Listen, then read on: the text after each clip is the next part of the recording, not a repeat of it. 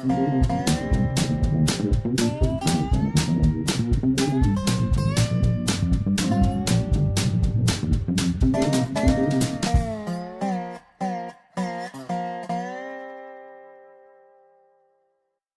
Monk, Prairie Monk, WAFT Champaign 90.1 on your FM dial. And Dave on the board. It is Sunday, April the 14th, 2019, and this is the Prairie Monk Show, WEFT's weekly look at rails, trails, greenways. It's very wet out there, but they're still green, and everything else in conservation that Dave has been up to for the last week or two.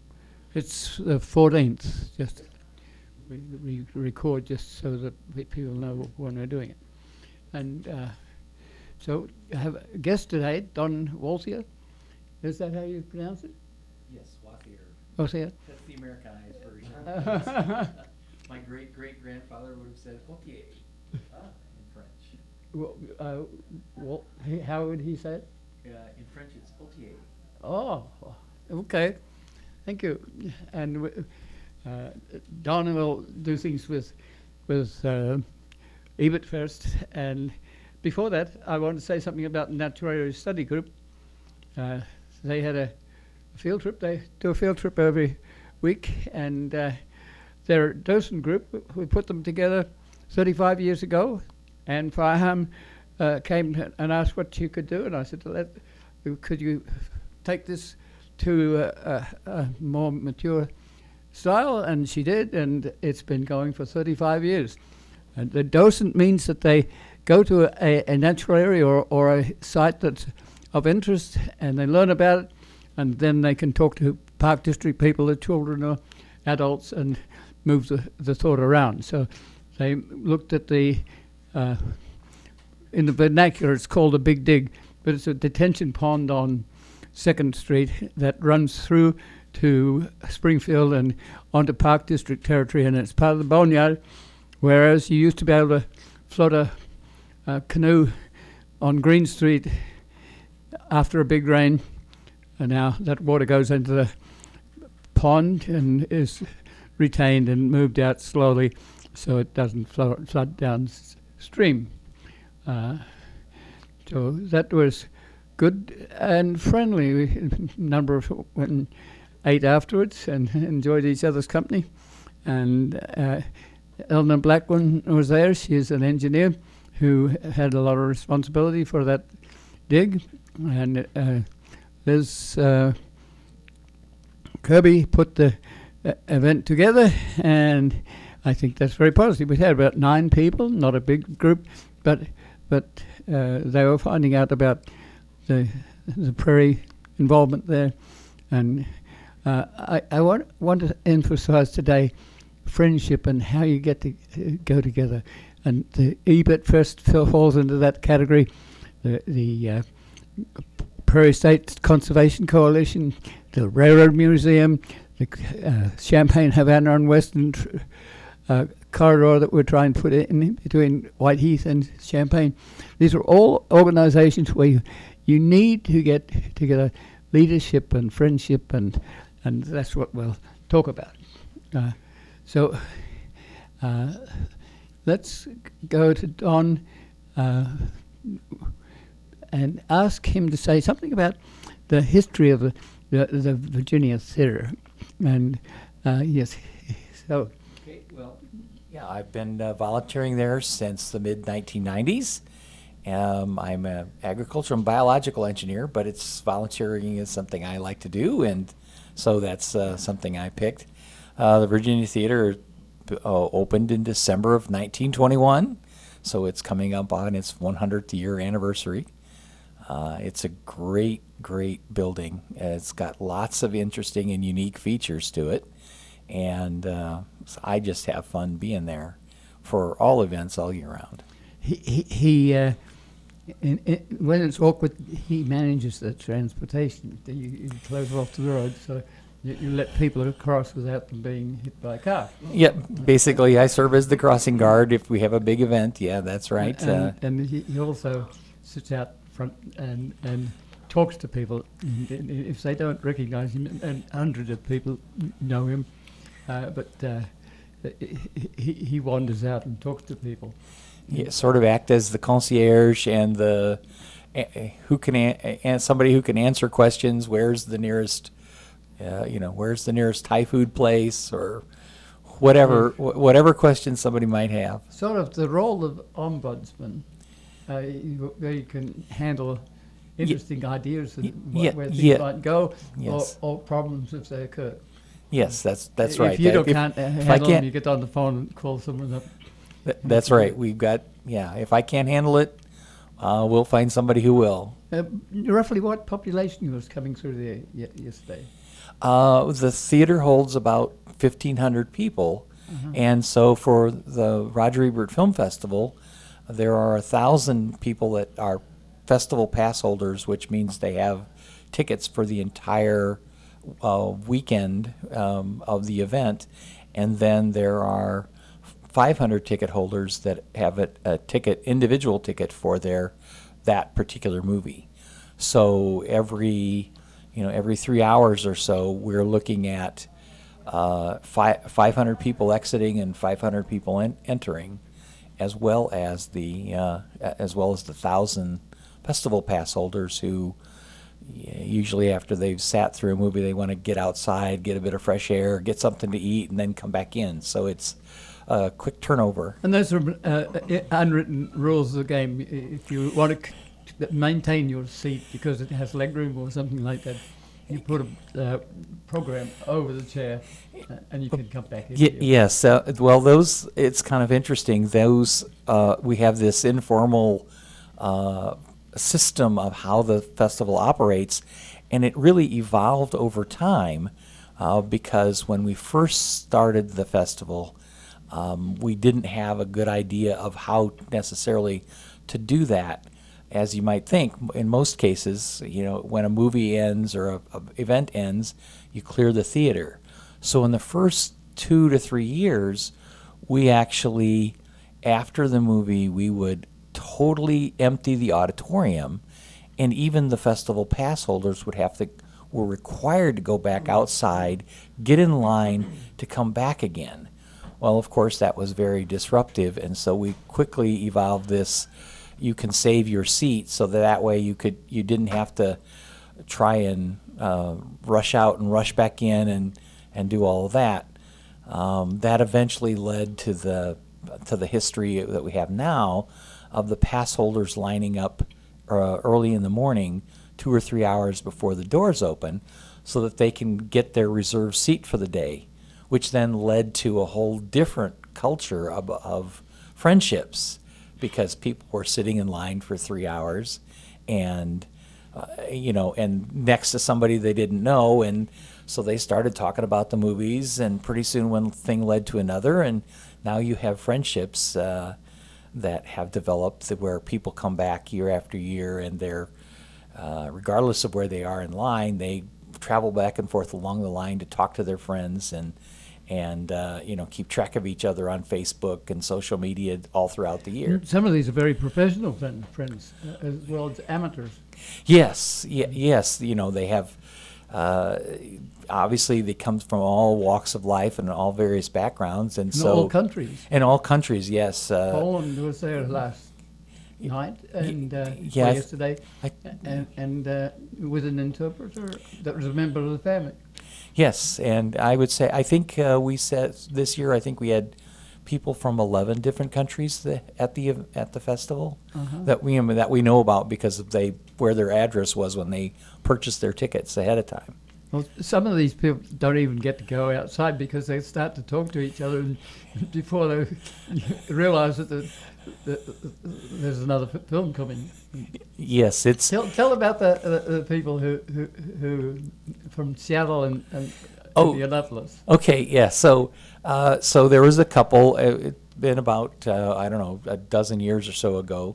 There was a couple that came from Seattle area to the festival, and they just happened to end up being in the pass holder line, again waiting for a couple hours for the doors to open, next to a couple from Indianapolis area that was basically the same age, had children the same age, and so not only were they talking about movies and films, but they were talking about soccer mom stuff and all of that kind of thing. They were in the And- same hotel. And so they discovered that they were actually staying in the same hotel. And so again, they were both from out of town and they were just by themselves.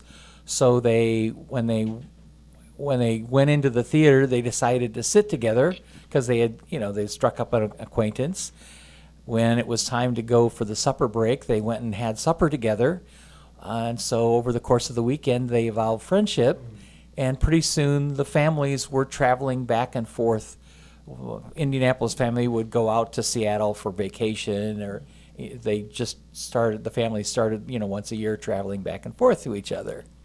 And so that led to another interesting thing, is that they had at that time some of their kids were teenage.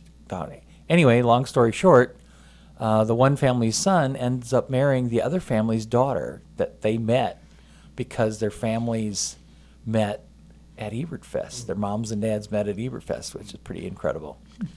Well, Chaz is very proud of the fact that somebody conceived their child at the Ebertfest.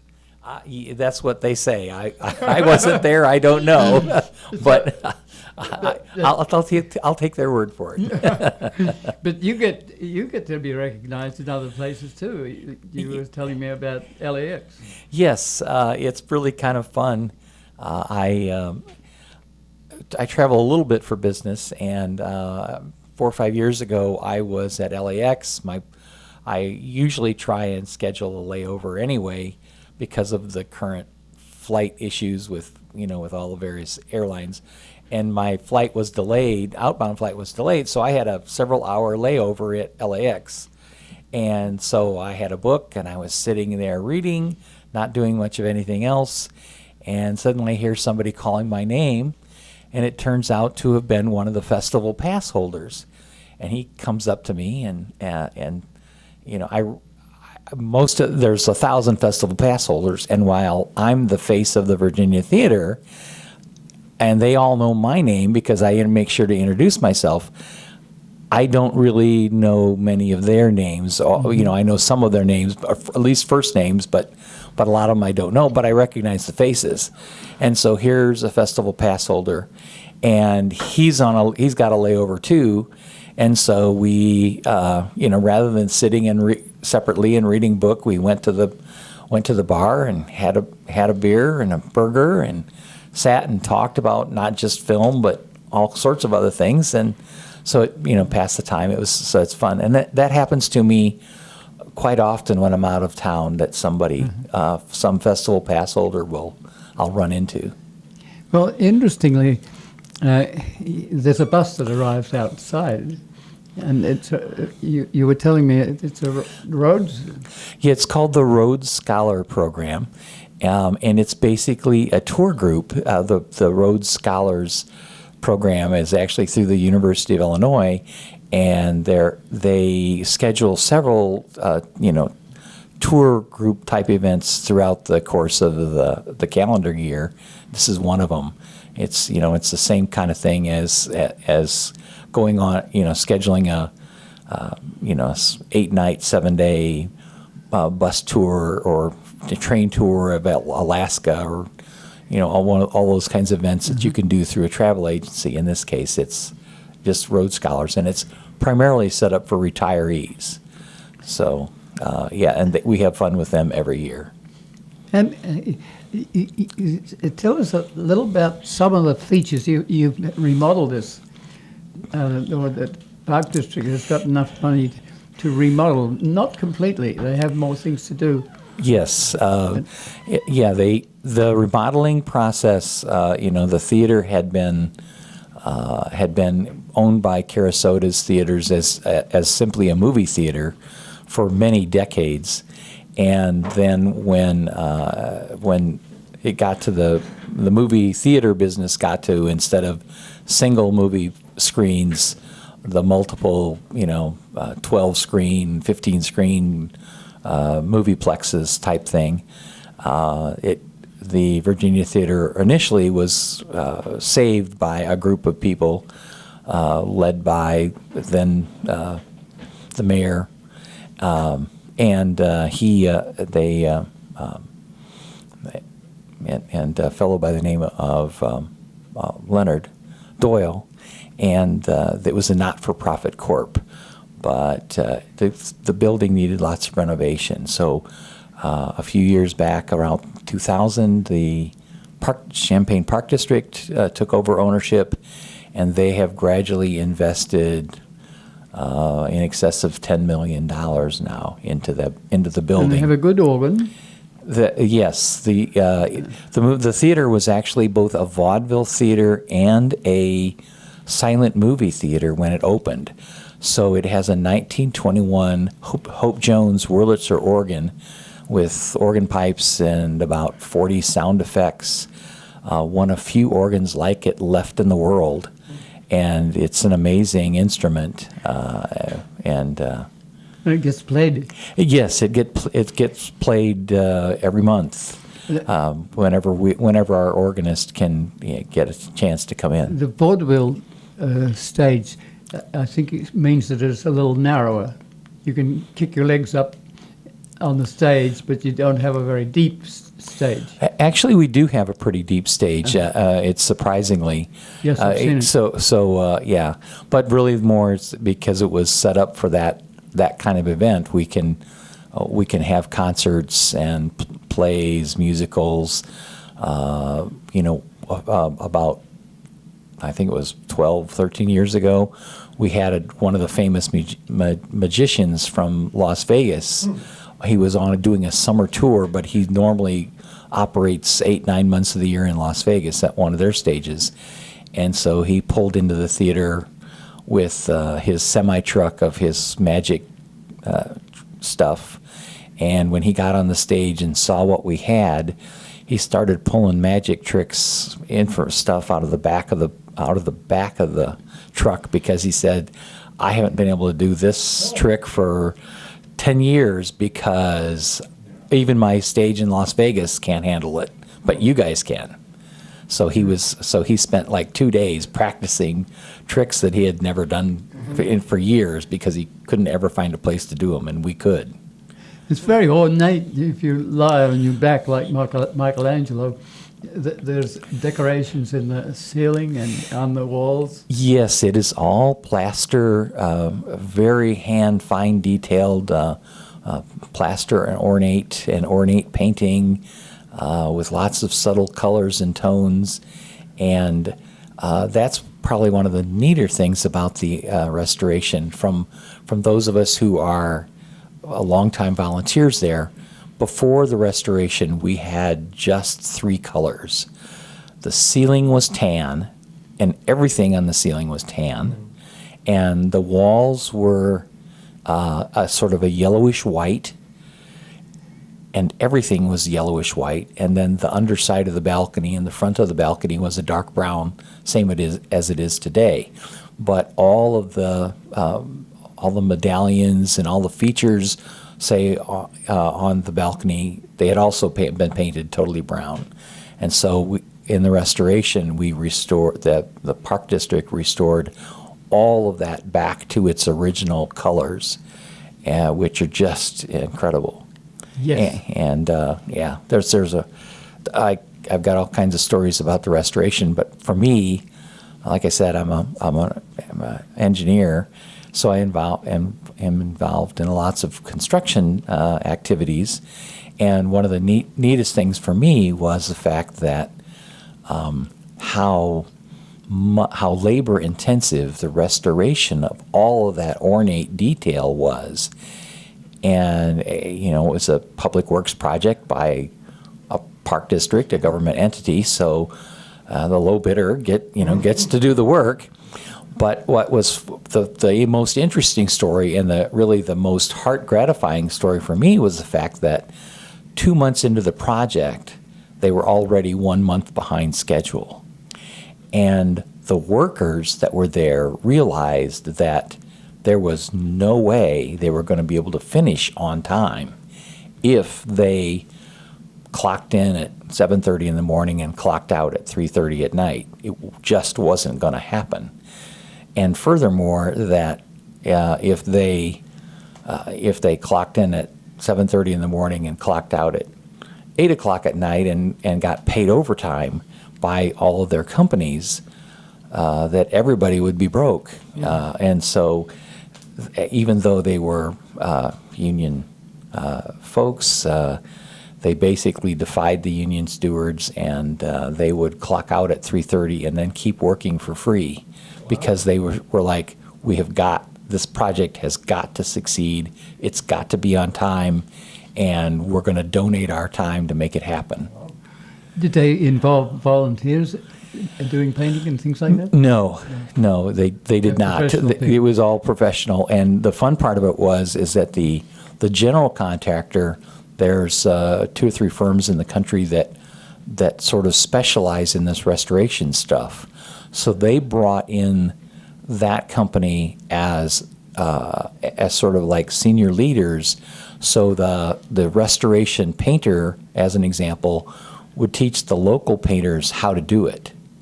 And so the local painters then were able to then take off from there and do all, that increased their portfolio too. That's right. Yes. Yes. And they were very proud, and they should, and rightfully so. Incredible work done. And some of this, I want to say, for general purposes, is doing. A lot of the learning is doing, rather than you don't get a degree in painting. You're learning from an apprenticeship sort of style. Yes, particularly for that, because there's all this ornate plaster work that has to be done, really intricate by hand. I mean, literally, they were using toothbrushes and artists' paintbrushes as if you were painting a paint by numbers photograph, or picture, so to speak, instead of having what you would normally think is a roller of rolling paint. No, nothing like that at all. It was entirely intricate work that they had to spend hours doing, and so they had to learn how to do that. Did they have to replace the curtains? They did replace the curtains. They didn't. Again, it was just one of those things where, as long as you're doing restoration, you might as well. The curtains were getting old, Yes. aged, and so yeah. They have to have a certain weight in order to flow properly. Well, it wasn't just that, but not only did they replace the curtains, but they replaced a bunch of the mechanical systems for those things. The theater, obviously built in 1921, was all hand operated, and so as part of the restoration, we put in all mechanical, electrical. Punch the button, and the doors and the curtains open or close or half close or whatever you want to program, and screens come up and down into the so you can all of those kinds of things. That's expensive stuff. Very expensive stuff. Yes, it is. And you have a unique projection, a 35 millimeter projection. Yes. So we started out as a both vaudeville and a film theater, and so when the theater was originally acquired from Carasotas, it still had the 1960s era Norelco AA movie projectors, which we restored and kept available for operation. We've since put in a new digital projector so that we can show the new movies, but we have the old film projectors so that we can do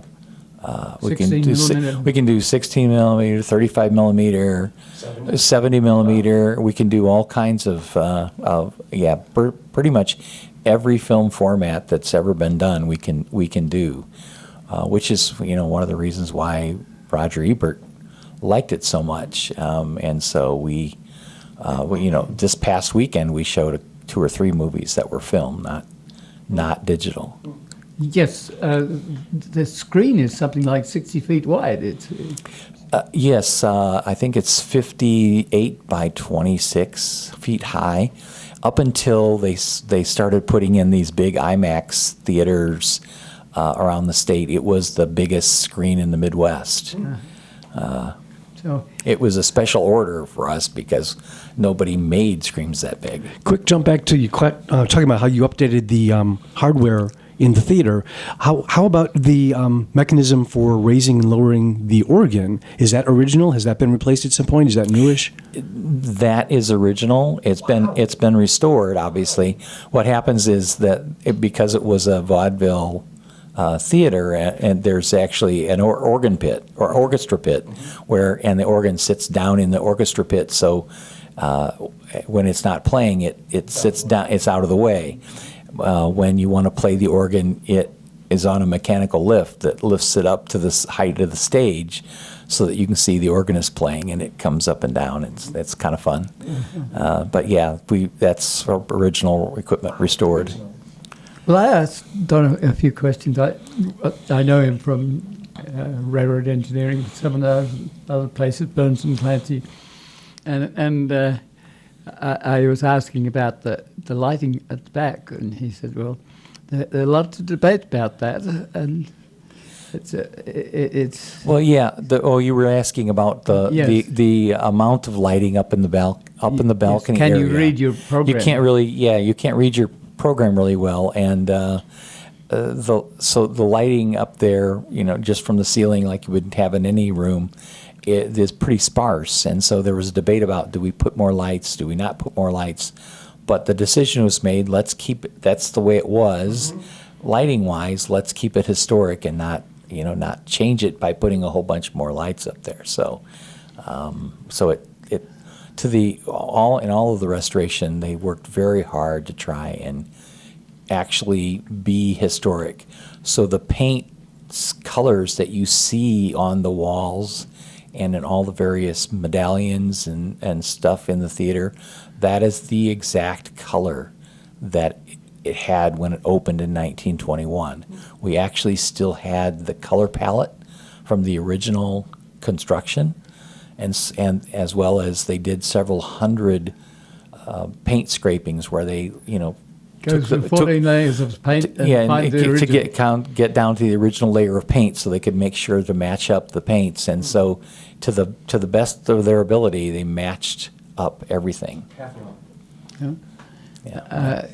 Yes, so if you are in there, you can also be helpful, or if you're curious, you can ask questions, so you get an answer for your question about lights. And it's rather cold up there, so at the top, so you tell people to bring their coats. And Well, and sometimes it's very cold. Other times it's very hot. It depends. It's an old building, and so it has an old heating and ventilating system. You could only do so much as far as the restoration goes, as far as putting in a whole new heating system.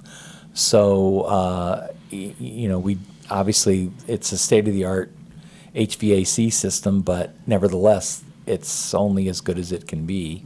A very interesting historical part about it, it had its own version of air conditioning in 1921 when it opened that we didn't even really know about until we did the restoration, and it's really kind of a fun thing. The bottom side of the balcony turned out to be empty and filled with radiators. Down in the basement, in the sub-level basement, there was a water well that we knew about, but we never could figure out, there's Illinois American Water. Why would you drill your own well and put it inside the basement to boot? Well, it turned out that what they were doing was the water in the aquifer, the Mahomet Aquifer that we all have here in Champaign, it comes out of the ground at 55 degrees. And so they set up a system where they would pump water out of the ground, pump it into these radiators that were inside the bottom, inside the void space under the balcony, and there was fans in there that would then blow the cold air out so that you would, through the water cold. And so it was an informal way to do air conditioning in 1921. They used to do the same sort of thing. Did it? Pull cold water from the aquifer. Yeah. And then they had to set up a tower and then trickle down the tower. and got cooled that way. Yeah. In addition, So yeah, until we opened up the construction guys opened up the balcony to do the restoration work, we didn't know it was under there. uh-huh. We didn't know it was in there. It was like, surprise. Of course, that was also meant a change order, but Well, for additional cost. But I asked some questions about the toilets because the men's toilet just has 3 rather interesting urinals that look out over the street because there's a window behind them. And we were all, when the restoration was going on, we were all hoping that would remain. And it did. yes, that's one of the unique features of the urinal area of the men's restroom. We couldn't destroy that. No. But there's so many people that have been sitting for 2 hours and they're often aged. And so there's a huge line of people. And I see this blank wall and I think, wow, wouldn't it be interesting to get a cartoonist to take the photographs of all these people. Some of them talking to each other, some of them obviously needing to get to the urinal. And you said, oh no, we don't have enough money. Well, yeah, that hallway that goes into the men's room right now is sort of a semi-permanent, temporary kind of hallway. The intent was always to also enlarge the men's room. The theater added an entire new women's room and greatly expanded the existing women's room as part of the renovations, but there just wasn't enough money and room to do it. So that's on the list for the future, to try and convert an area that has always been a closet into an addition to the men's room. It's always an interesting place. I was shaking hands with people, and I met with Ray Elliott, and he's putting a pollinator plot. So we had this discussion right there. Yes. And other people were doing the same thing. Yes, and that's one of the fun things about the Ebert Film Festival, is that there's all these people from different walks of life, and they don't just talk about film, they talk about their lives and their friendships. And so you discover that this person's working on pollinators, and yes, David's there and he's working on prairie restoration, and somebody else is doing this or that or the other, and it's great fun to see. And it's also great fun to see I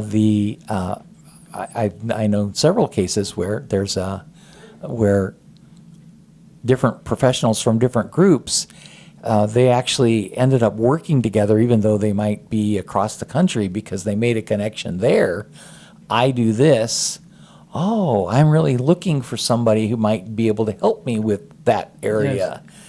And so they end up working together on some project or other. Yes, I had a question about lighting. There's interesting modern lighting being put in so that you can light the stage effectively. And one of them had a loop down that got in the way, yes. The audience. And so I asked can we do something about this? And he said, yeah. I called up and immediately they hit a button. Yeah, it's kind of it. For the film festival, there's so many things going on. And one of the things that the theater has, obviously, for the performances when we're not doing movies, is it has a lighting system to light the stage that hangs from the ceiling. And if you want to change those lights, it has to be able to lower down the lights down so that you can change them and go back up. Well, in the course of changing some of the lighting before the film festival, apparently they hadn't pulled the lights up all the way, so the electric cords were hanging down. And as soon as David mentioned it to me, I'm like, yes, I know exactly what that is. Made a radio call to we have walkie-talkies. Made a radio call to the tech guys and said, hey, I think the lights are maybe not all the way up. Oh yeah. 30 seconds later, it's taken care of. Yes. But we do a little. In an event like that, you have glitches like that all the time. Well, let's just know a little bit about the building, but now the structure of Ebert Fest itself. you have leaders like Chaz and Roger in his day. Yeah. So the film festival is kind of a multi-tiered sort of a system. Obviously, the University of Illinois College of Media is the hosting folks, and they are the officially the folks that operate and run the festival, and are the or the event, so to speak. And so for the Virginia Theater and the Champaign Park District, in a way you could sort of characterize it as a rental for us, and that we're there to provide. So they have a director. They have a director, an assistant director, and a whole staff that arranges what the movies are going to be, and who the actors and actresses and directors and producers are going to be that come, and what film critics are going to come to help with the commentary about before and after the movies. They have a Q&A session after every film that with actors or producers, directors to talk about the film that everybody just saw. So they arrange all of that and make sure the travel and hotel accommodations and all of that stuff. They are often very interesting people in that they found old films and restored them, and yes, they're that industry. This is one of those events where a lot of those people can get together informally, and so they talk about film restoration and all of that. So Roger certainly had a tremendous influence on the industry as a whole. So in one of the early years, he had scheduled the movie. He originally called it the Overlooked Film Festival because he was wanting to kind of promote movies that either been overlooked in the theaters, had only lasted a couple weeks, even though they were really good movies. They just didn't make money and got pulled for whatever reason. Time sometimes. But it was also different kind of film formats, like 70 millimeter movies. That the theaters, a 70 millimeter film is much richer in color than a 35 millimeter, but the Hollywood industry decided 35 millimeter was the way to go. So almost all films are made in 35 millimeter, or were made. Now they're all digital, but So every year he showed a 70 millimeter, and one of the 70 millimeters that he had tried to show was Tron, the movie Tron, which so he called up Disney and wanted to rent the 70 millimeter of Tron because that's what it was filmed in, and lo and behold, the 70 millimeter print that they had available turned out to be in poor condition because nobody ever rented it, and it just sat there. So again, Roger was such a big influence in the industry that Disney said, "Well, okay, Roger, you want it? We'll make you another one." Of course, again, this was 15 plus years ago, but even then, just one print to set up and make 70 millimeter print was $1 million. So they put $1 million in just to say, "Here you go, here you go, Roger. You wanted a 70 millimeter print to run? Here it is." So. Roger, working with communication people, media people, they have interns for students. Yes. They run seminars on key issues. That was a big part of the film festival for Roger, was being on campus for the whole week and being a guest lecturer at various seminars and classes and all of that. So that was that was a big part of the thing, and to some extent still is today, in that's part of what they arrange is for these people who have come in to be guest hosts and moderators of the films to also go over on campus during and when they're not at the movie, so to speak, and do that for the students over there. And the university hasn't always had a big film creation program. They teach history of film, but I was talking to Shattergrass a couple of nights ago, and there is coursework within, I think, computer science. Yes, I don't really. Again, I'm a volunteer at the theater, so I only get things secondhand from what people tell me. But yeah, I understand that there's been growth in that part of the area on the university for students, and glad to see that. Glad to see that. Yeah, practical and not only side. that, glad to see that the film industry in Champaign-Urbana area has just exploded. If you've not, Shatterglass and the other companies here in town that do films are amazing. Yes. And most people don't even know they exist. If you ever get a chance, pay attention and come to the Pens Pens to Lens thing event that they sponsor every year. They sponsor movies written by students, high school and junior high students, that they then, out of their own pockets, make the film, and they show those one Yes, weekend. and people can do that these days because they can use a camera and do it themselves without having to go through a very official Right, but in that particular case, the students write the screenplay, and the film studios do the films professionally. Yes, we're doing that with the natural history. We're creating. Okay. People are giving a script to and pictures to an organization which will create a trail so that you can go to the park in a different season and see what is happening. Wow, that's great. And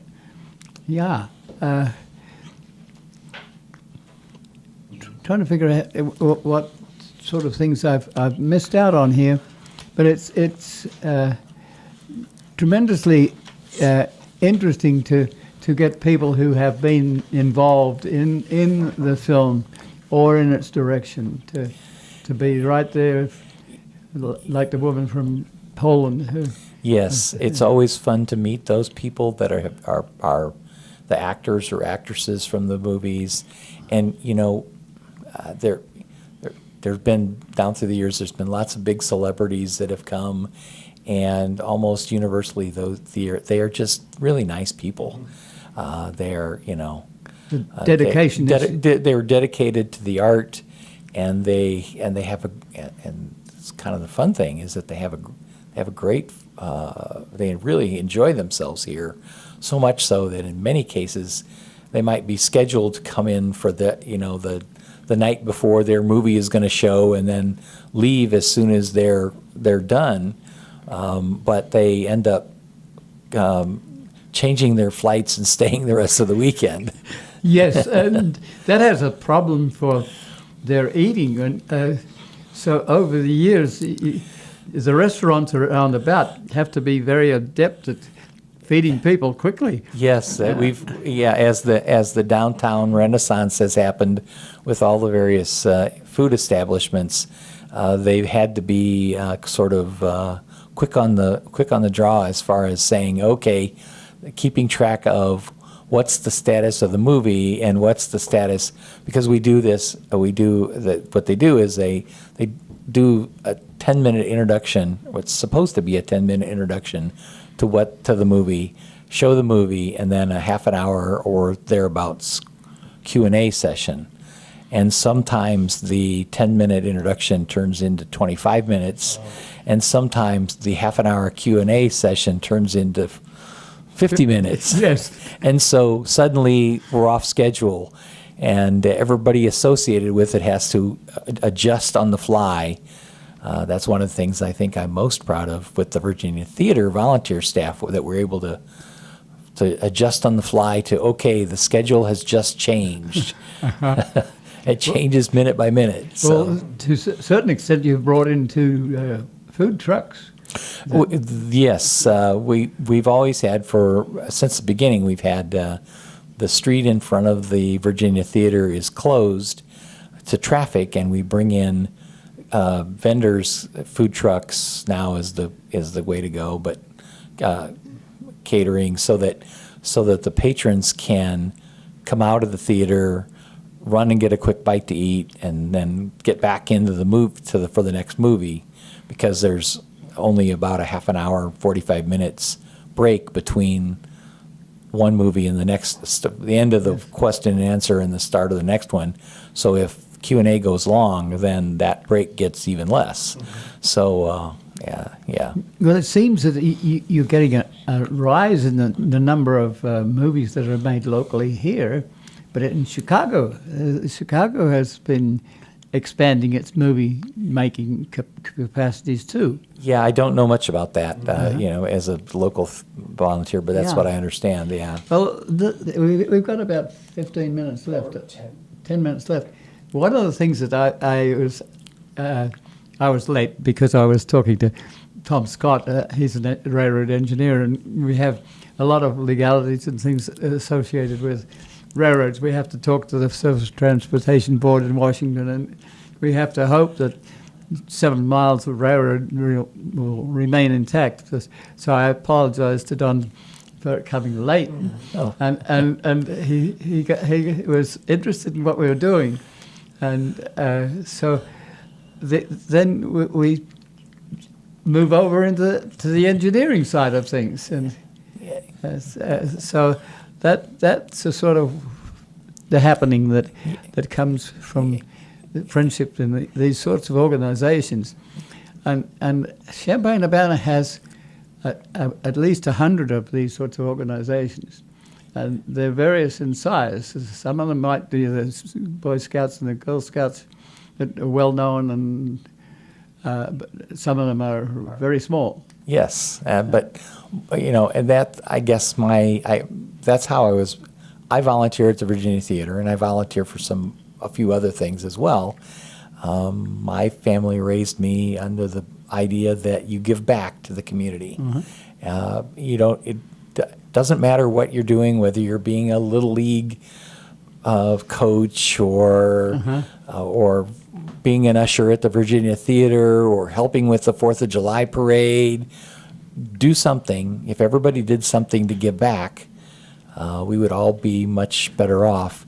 And that giving back can be helping with an organization that's going to help run the Railroad Museum in Monticello, or there's so many worthwhile organizations that it's just incredible what you can do if you put your mind to it. We look for a twinkle in the eye. We look for curiosity.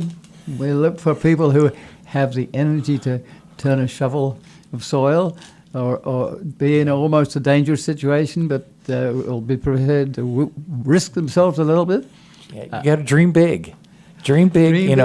Think back when I was, when I was in kindergarten, and President Kennedy was saying we're going to go to the moon, in this decade.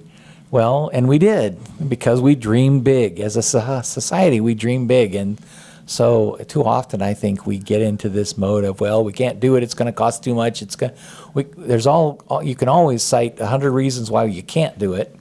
You just got to put your mind to it and say, we're going to do it. And that's one of the things that I believe in. Even locally, things like, expanding the Railroad Museum's ability to have more track miles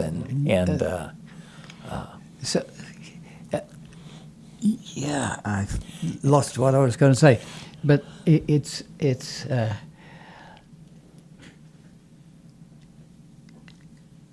pretty tremendous. Sometimes you have to be prepared to lose. You have to make mistakes in order to learn how to do it. That is exactly right. And as an engineer, that's part of what they teach you, is that we got to this ability to design bridges because the folks before us made mistakes, and based upon all of that, we figured out how not to do it the next time. Now, they didn't make all mistakes, but a good, for me, a mistake example that I always focus on is back in the 1980s, the pedestrian bridge collapse at the Hyatt Hotel in Colorado. And that turned out to be, for engineers, or would be the only ones really interested in it, but it was truly a minor mistake by a engineering clerk that caused the collapse. 1 5-minute mistake caused hundreds of people to. Yes, well, we're dealing And with so- airlines at the present time. Yeah, we're dealing, the airlines at the present time, probably it's a software glitch that somebody coding just got it wrong, and so it's cost some people their lives, and we need to go on. And as a society, we shouldn't blame the technology, because the technology is people. We did that, and we make mistakes. I make mistakes every day. We all do. So It takes a little bit of gall to do something where you know there's a risk, and Yeah. so people die. So one of the films last night had been put on the shelf for many years because somebody died. right when they were making it, and so they were Yes. afraid that it would be not. People wouldn't react well to the movie, so they even though they had made this wonderful movie and spent millions of dollars to do it, the studio just said, we're going to put this in the closet, and it didn't see the light of day for years and years. This Maya Angelou film that had been secreted in amongst an organization had hundreds and hundreds of films, and they pulled this out and restored it. And they're still working on it. So they're apologetic that they have little bits of sound glitches, but it's a wonderful film. And some of these things, you have to wonder. They have 2 hours, but they could go for 2 days. And how do you do that? How do you store that? I don't know. That's to me that's the magic of movie making that I enjoy so much. How they do that. I know how to do the engineering design of the things I do, but how they do that just fascinates me. I can't conceive of some of what they do, and obviously they couldn't. Maybe I could build a bridge and they can do that, but I admire them for that. It's getting amazing. to be that some of these disciplines are gestalt. So Interrelated, absolutely. when I go to engineers, I have to ask, what are you doing with my railroad right-of-way Prairie? And so you're hoping that the engineer will take on a little bit of sociology, a little bit of yes, nature. And that's I totally agree with that, and that's one of the reasons why I'm an agricultural and biological engineer, because that's kind of a unique area of engineering, in that it combines. It was intended to be helping the agricultural community, farmers and others in the agriculture community. So you had to have a background in mechanical engineering, and you had to have a background in drainage and water and soil and plant biology. You had and all. So as an education, it became, for me, I'm a generalist. So even, I'm very much like an old general practitioner doctor. I know a lot about a lot of things. Now, I'm not an expert necessarily in many of them. You know how to find them. But I know how to go there, how to get that, and I know to the point at which, I can do that, or okay, I've reached my limit. Now I need to bring in somebody. But you're with a team. You're with Burns and Clancy, so you can pick up somebody else who has a skill. And if I don't know, if it's not in our firm, then I know to pick up the phone and call go to somebody else. We've got a few minutes left.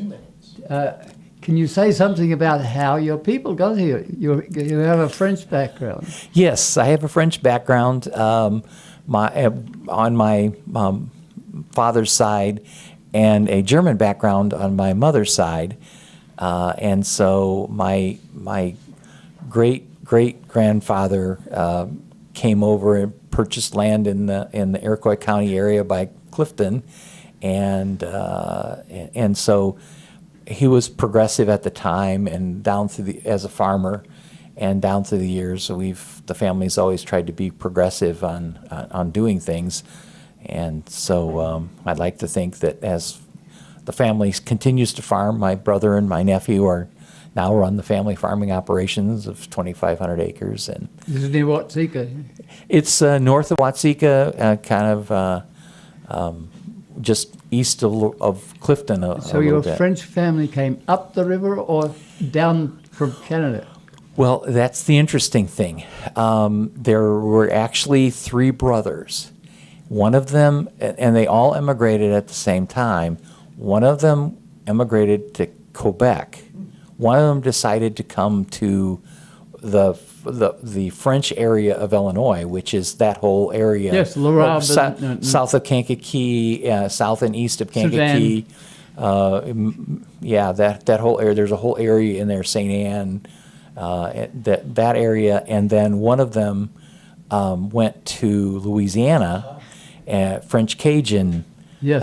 background. And so the family actually, every 3 years, has a family reunion of the families from all three areas. So 1 year we will go to Quebec, and then we'll go to Louisiana, and then we'll come here to Illinois and meet the families that, we never see them but once in a Yes. blue moon. But If you haven't ever been to some of these areas, L'Arabe is an interesting town that you can go to, and the church looks French. It's painted almost. It's a wooden cathedral. It really was built as a cathedral because way back 150 years ago, the Bishop of Illinois was stationed there. That was so that was an interesting. So this is Dave Monk, your Prairie Monk, and we're St. Don Wathier. And thanks so much for coming. Glad to be here. So this is Prairie Monk. And And Dave on the board. As always, the views and opinions expressed are solely those of the speakers and no one else.